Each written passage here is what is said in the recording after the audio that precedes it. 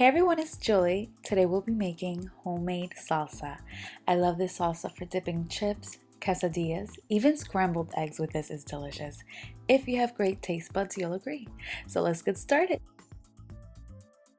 The chilies I'll be using are called chile de árbol. They come in a bag like this. If you shake the chilies up, it'll sound like a rattlesnake. I used about 12 chilies total. You want to cut the tips of the chilies and remove most of the seeds.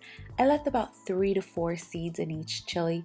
If you shake the chili and you hear tons of seeds rattling inside, I suggest you remove some more. The longest process of making salsa is sauteing the tomatoes. If you have a grill outside, that'll be perfect. I just use a skillet with some olive oil over high heat, and this should take about 5 minutes total. We're then going to take them out and let them cool a bit before removing the skin. The skin can be a bit tough, so we definitely want to get rid of it. Now the chilies and garlic burn extremely quick, so when I say 20 seconds, not a second more, I mean it. Go ahead and remove the skin. And if you're wondering if you could use canned tomatoes, you can, although that's kind of cheating. Quick tip though, if you are going to use canned tomatoes, I suggest you use fire roasted tomatoes. Yes, they sell those. You just have to take your time looking through the shells. So now all I'm doing is removing all of the juice from the tomatoes, and the reason for that is because I don't want to use any water in my salsa or overmix my salsa. You can use a blender or a food processor for this. I placed all of my chilies in the processor along with the garlic clove we sauteed and a quarter of an onion. If you add too much onion, your salsa will be pinkish, kind of white, definitely not red. Presentation is important, and since we squeezed our own tomato juice, we don't need to add water. So we can use the tomato juice to help blend this up.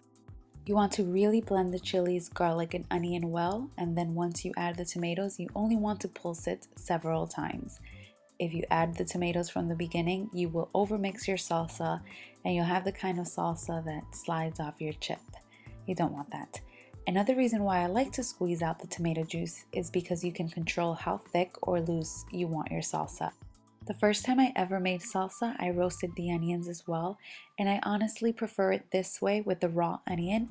The raw onion just gives it a nice fresh taste. Make sure to season this with salt. Salsa is like mashed potatoes in my opinion, bland with a capital B without salt. Add some fresh cilantro and a little bit of lime juice. You can definitely cook this salsa as well and make different recipes with it. I use this same salsa to season the beef in my Mexican style lasagna, which is delicious. And since Cinco de Mayo is right around the corner, I would definitely share that recipe with you. If you have any salsa left over, a mason jar is perfect to use. I served these with some chips, and this also was so delicious. I can be a little bit dramatic. I usually don't dip it so slow. But I hope you guys really enjoyed this video. I hope you try this recipe. I hope you love it. And thank you all so much for watching.